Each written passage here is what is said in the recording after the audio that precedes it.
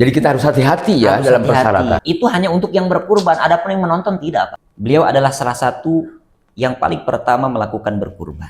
Besarnya cinta beliau kepada Allah sehingga Allah memberikan uji coba agar Nabi Ibrahim menyembelih putra yang bernama Nabi Ismail alaihissalam.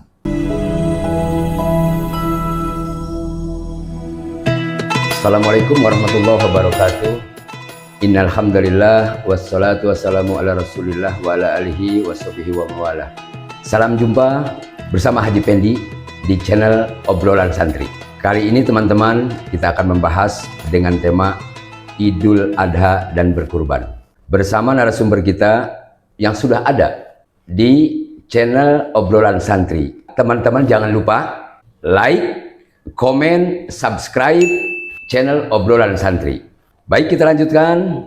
Sudah ada dan satu kehormatan kita kedatangan narasumber yang begitu masih muda belia. Beliau adalah Ustadz Hujaimi Muslim dari Bogor, alumni Pondok Pesantren Salafi Cidahu. Beliau juga adalah alumni Pondok Pesantren Cianjur, Pondok Pesantren Ciberem, dan beliau juga adalah pimpinan Jamaah Sholawat Ashabul Kahfi dan juga guru di beberapa majlis taklim di beberapa kecamatan. Selamat datang Pak Ustadz. Assalamualaikum, ahlan wa sahlan. Pak Ustadz, kali ini tema kita adalah Idul Adha dan berkurban.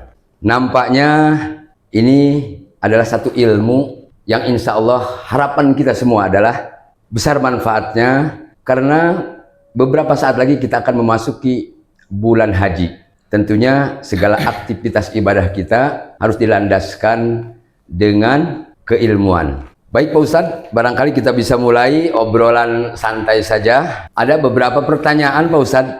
Ini sifatnya adalah insya Allah saya mewakili, metode kita adalah metode obrolan dengan sederhana, singkat, dan insya Allah mudah dicerna.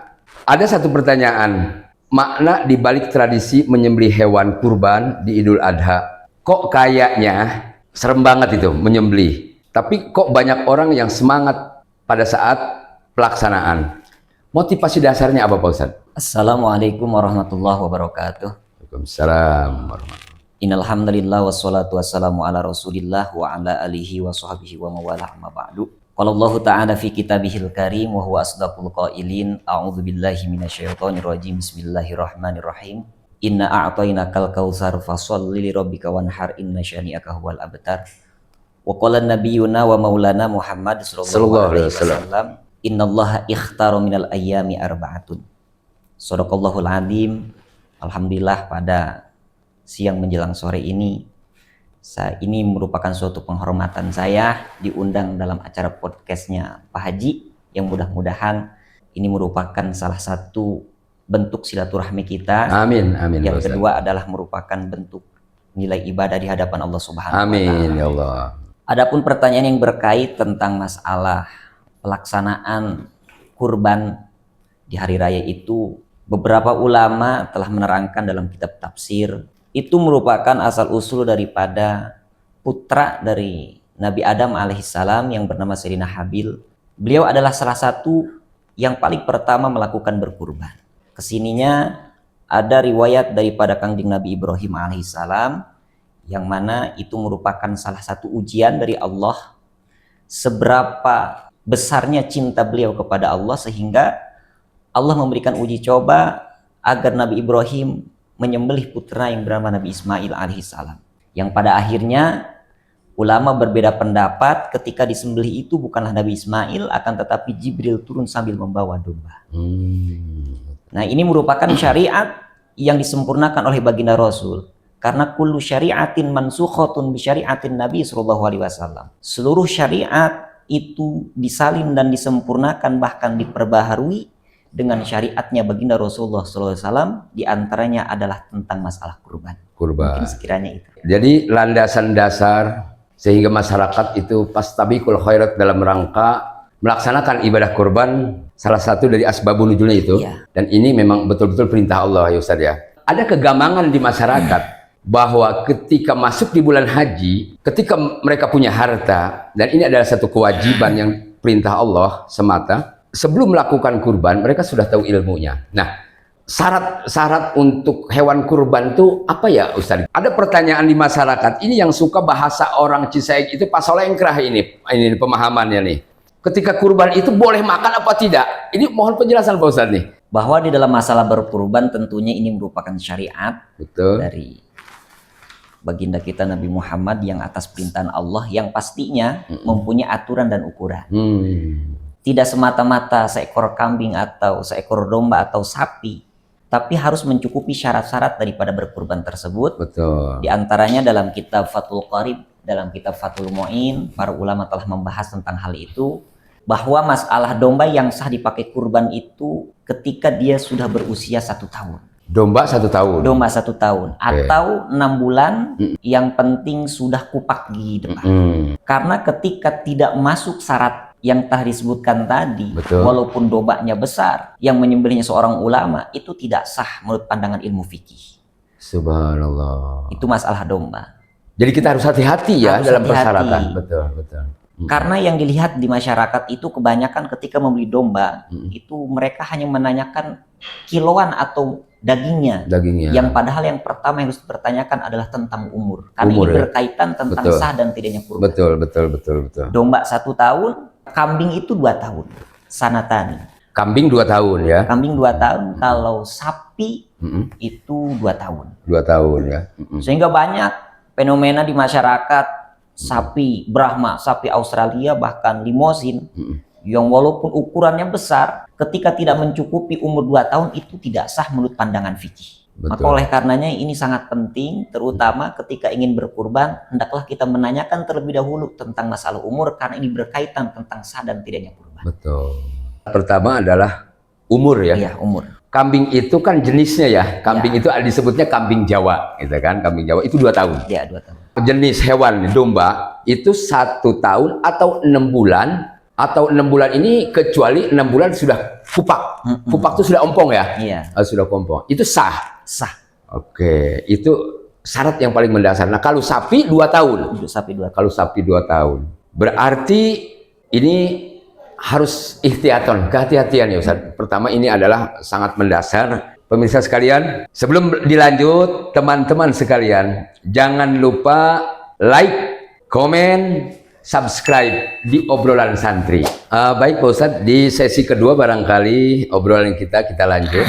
Ada satu seolah-olah obrolan-obrolan dan yang ramai di masyarakat ketika masuk bulan haji. Lalu dengan motivasi, dengan keilmuannya para guru dan kiai kita yang ada di tingkat kecamatan, kabupaten, provinsi, se-Indonesia. Tahadus bin imah kita.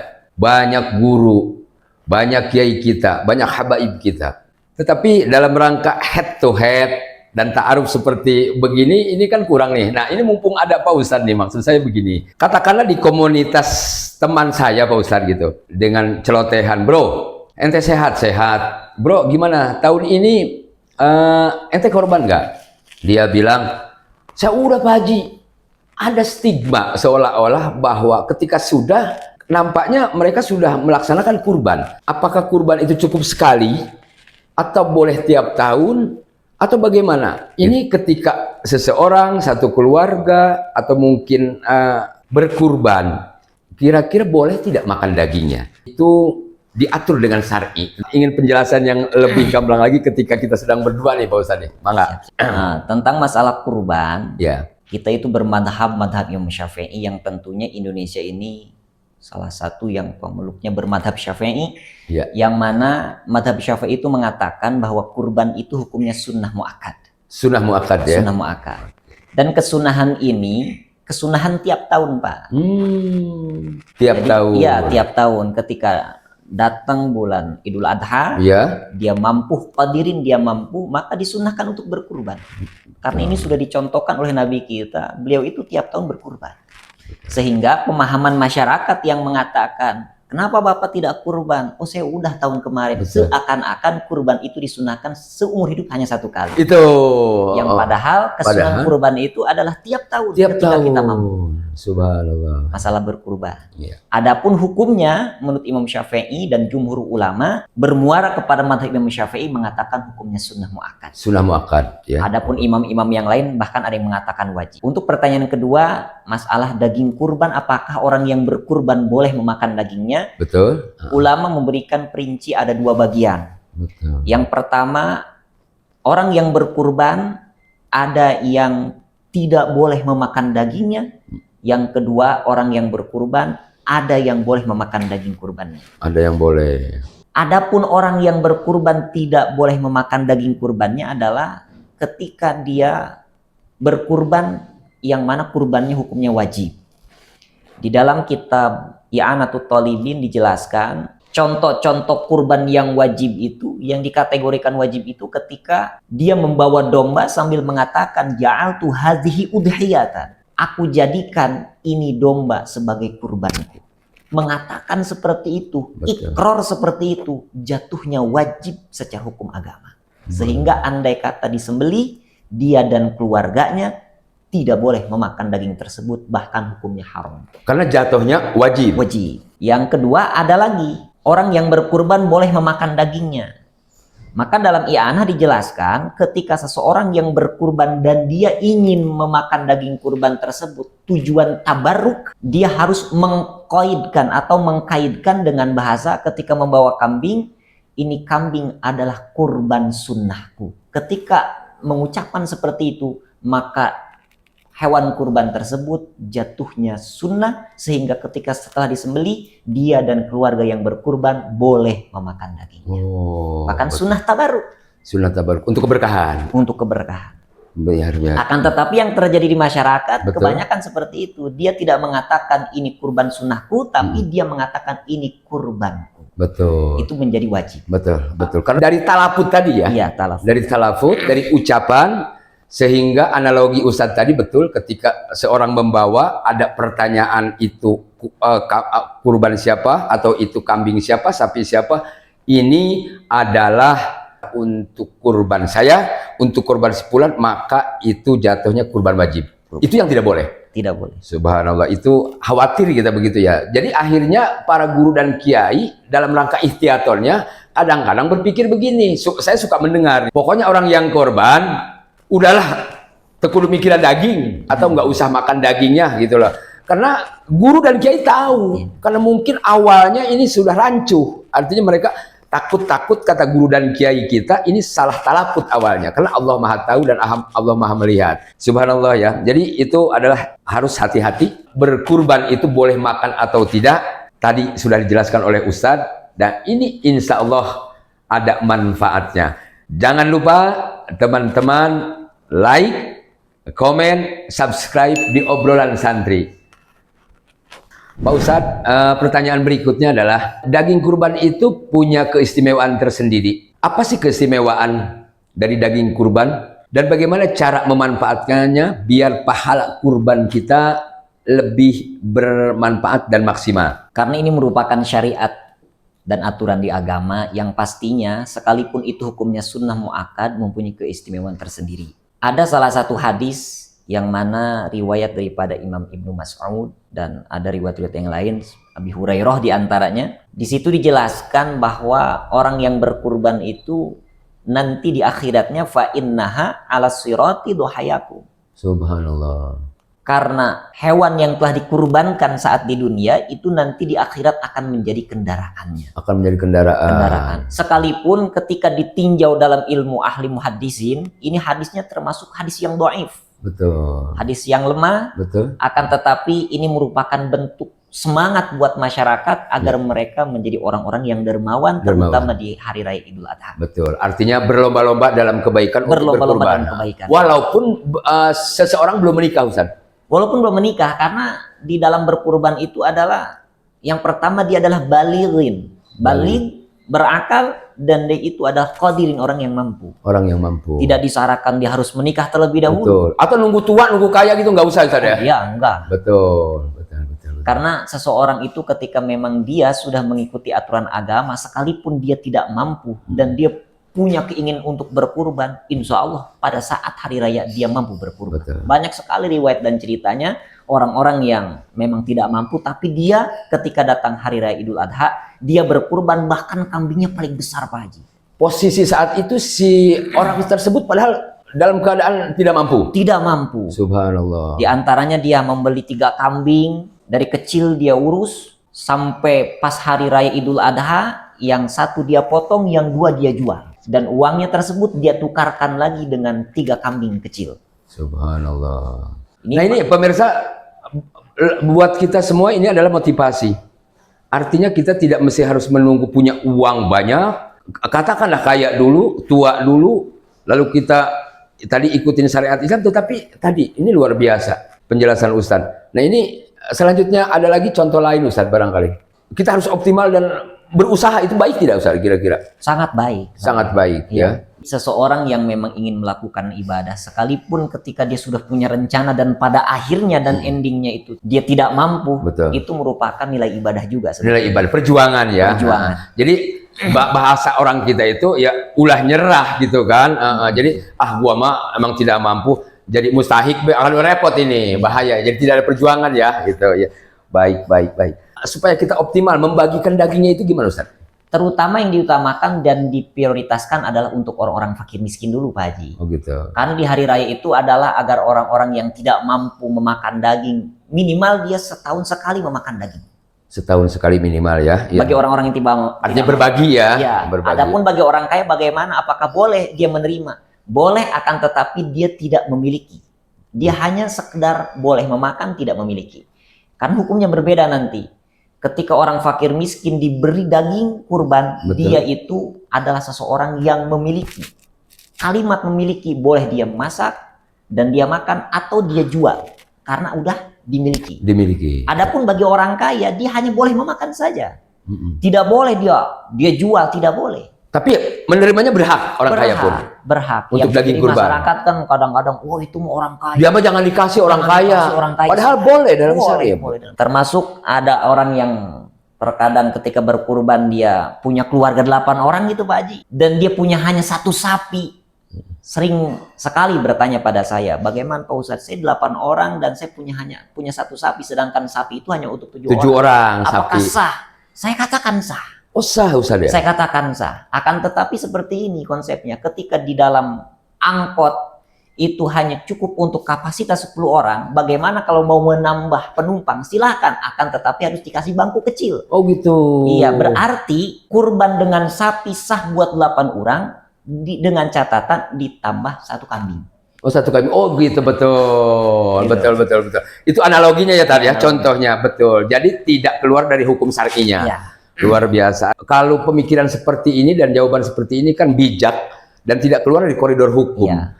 Ini memang penjelasan ini yang perlu untuk kita sekalian pemirsa. Jangan lupa like, komen, subscribe di obrolan santi.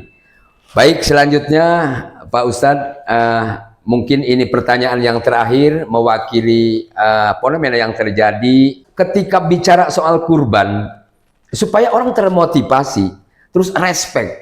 Dalilnya kira-kira perjanjian dan konsekuensi pahalanya gimana Ustaz? Jadi di dalam kitab Mukasyafatul Qulub karangan Al-Imam Ghazali Hujjatul Islam, beliau menerangkan di dalam kitab tersebut menjelaskan tentang fadilah-fadilah orang yang berkurban. Betul. Bahwa orang yang berkurban di hari raya itu nanti setiap tetesan demi tetesan darah dari hewan kurban tersebut itu dapat mengkifarot atau menutupi dosa-dosa orang yang Subhanallah. Dari setiap tetesan darahnya. Setiap tetesan darahnya. Bahkan dalam hadis Rasul yang lain dikatakan darah yang belum sampai ke tanah Allah sudah ampuni dosa orang yang berkurban. Subhanallah. Jauh lebih cepat ampunan Allah. Jauh lebih cepat. Itu hanya untuk yang berkurban. Adapun yang menonton tidak, Pak. Betul. Oh iya, tidak. Apalagi yang saya umpamanya cuma ngelihat siapa yang kurban ini hebat amat. Saya nggak kebagian ya? Enggak kebagian. Oh iya, cuma penonton. Apalagi saya mustahik, cuma ngarep-ngarep daging. Nggak bisa kebagian pahala itu. Pemirsa sekalian, luar biasa penjelasan Ustadz ya. Manakala kita mampu, kita berlomba-lomba untuk berkurban di hari Idul Adha. Lalu bagaimana waktu untuk penyembelih hewan kurban Ustaz? Waktu yang afdol. Adapun masalah waktu dari mulai terbitnya matahari, yang mana di waktu tersebut cukup untuk melakukan sholat Idul Adha. Karena ada perbedaan pelaksanaan sholat Idul Adha dan Idul Fitri. Kalau Idul Adha itu disunahkan lebih pagi. Kalau Idul Adha disunahkan lebih pagi. Lebih pagi, karena tujuannya agar orang-orang yang berkurban itu bisa dari pagi, Pak. Oh gitu. Apalagi orang-orang yang belum sarapan kan lagi nunggu daging ini. Betul, betul, betul. Kalau mohon maaf Ustaz, kalau kurban itu berarti ba'da sholat Idul Adha. Iya, setelah sholat Idul Adha, dan disunahkan lebih pagi. Kalau Idul Fitri itu disunahkan agak siang. Agak Kenapa? siang. Menunggu orang-orang yang mau melakukan zakat fitrah. Betul. Saya sangat takjub melihat di daerah Jawa, mereka itu memakai hukum dan budayanya ini bungkus dengan hukum agama. Karena Betul. kan zakat fitrah itu nanti diwajibkan itu kan malam takbir. Betul. Jadi malam takbir itu di jalan itu ramai kalau daerah Berduyun-duyun. berduyun-duyun untuk melakukan zakat fitrah. Zakat fitrah. Maka dalam agama disunahkan ketika pelaksanaan Idul Fitri itu sunnahnya agak siangan. Agak siangan. Agar orang-orang yang mau zakat fitrah, agar orang-orang yang belum zakat fitrah, dia itu bisa melaksanakan zakat fitrah sebelum pelaksanaan sholat Idul Fitri. Betul. Artinya masih boleh ya? Masih boleh. Oke. Idul Adha itu disunahkan agak pagi, agar waktu berkurban itu sangat luas. Iya. Jadi orang nanti pulang sholat Idul Adha menunggu datangnya daging kurban. Iya. Yang tentunya dia yang nggak korban kan berarti? Iya. Yang artinya dia mustahik gitu ya. Mohon maaf, orang yang melakukan penyembelihan di malam takbir itu nggak sah. Nggak sah? Nggak sah, sekalipun dari Australia itu sapinya nggak sah, Pak. Ini sapi gua mau gede banget nih. Gua mau potong malam supaya jangan banyak yang lihat gitu. Iya, nggak sah. Nggak bisa ya? Nggak bisa. Ntar disangkanya maling, Pak. Oh gitu, iya benar ya, betul. Jadi harus di waktu yang sudah ditetapkan. Iya, ada aturan, ada ukuran dalam agama itu. Dalam hewan berkurban, Dalam hewan termasuk penyembelihan. Penyembelihan, dan ada waktu tertentu. Ada waktu tertentu. Sehingga banyak sekali pertanyaan ke saya ketika seseorang dahulukan akikah atau kurban. Itu sangat banyak sekali. Betul. Apakah akikah dulu atau kurban dulu? Ketika pertanyaan ini dia lontarkan di hari raya, maka dia disunahkan kurban dulu. Karena kurban itu kita ketemunya hanya setahun sekali. Setahun sekali, Adapun akikah seumur hidup sekali. Bisa jadi setelah dia berkurban, bulan besok dia akikah. Betul. Artinya kalau akikah itu anytime, ya kan? Kapan waktu, gitu ya. Jadi selalu boleh. Ya. Selalu boleh. Adapun kurban itu waktunya. Itu artinya setahun sekali. Ya. Jadi ketika mereka berpikir ekah dulu apa kurban dulu, berarti dahulu kan berkurban dulu. Ketika dia bertanya di hari raya kurban. Ketika dia bertanya di hari raya kurban. Waktu penyembelihan kurban itu berapa lama, Ustaz? Dari hari raya tanggal 10, 11, 12 sampai 13. Sampai 3 hari. Ya. 3 hari. 4 hari dong. 4 hari ya? Iya, tanggal 10, 11, 12, 13. 4 hari. Hari tasyrik. Hari kelima nggak boleh? Nggak boleh. Apa hukumnya? Itu tidak termasuk kurban nantinya. Oh, tidak termasuk kurban. Hanya termasuk sodakoh. Betul. Sehingga kurban di hari-hari tanggal 10, tanggal 11, 12, 13 itu mau siang mau malam silakan. Betul. Dengan itu kadang-kadang nanti di masyarakat banyak yang mencurigai. Itu orang berkurban atau mau maling gitu. Oh gitu. Itu yang khawatir gitu, Ustaz. Iya, kita harus hati-hati. Itu harus banyak ditanya itu pemirsa ternyata ya. Pemirsa, jangan lupa like, comment, subscribe di obrolan santri. Paling terakhir Ustadz, ini ada satu cerita yang lucu. Nampaknya ini juga buat itibar kepada kita, pemirsa sekalian, bahwa saya punya cerita, ada lucu ini cerita. Dia bilang, Pak, saya kerja di suatu tempat, mereka bukan muslim. Saya bilang, oh itu iya dong, cuman mereka ingin berbuat baik gitu. Dia bilang, ini sapi dari luar negeri, mungkin seperti sapi BX atau disebutnya apa ya, yang besar tuh, limosin. Sapinya besar, mungkin 1 ton atau lebih. Kamu baru datang, ini orang-orang udah daftar temen kamu.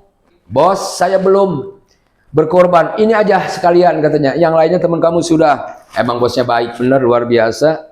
Ini sapinya gede kok. Tapi yang lain katanya, bos, udah berapa itu semuanya teman-teman kamu? Itu sudah 7 orang. Oh iya, sudah 7 orang.